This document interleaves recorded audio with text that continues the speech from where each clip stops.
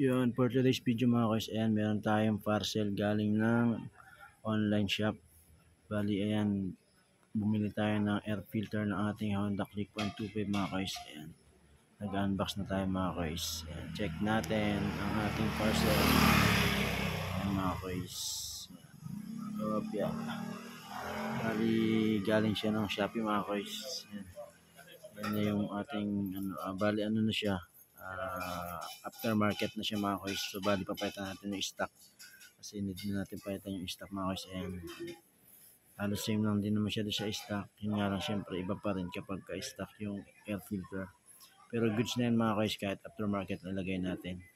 Yun mga guys, umpisa natin tanggalin yung tornilyo mga guys ng ating yan yung lagayan ng air filter.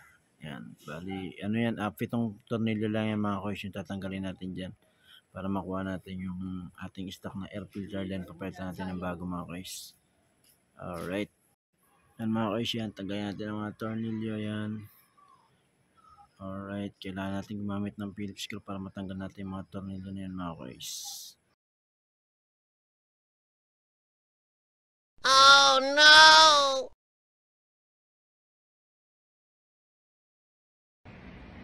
Aray ko!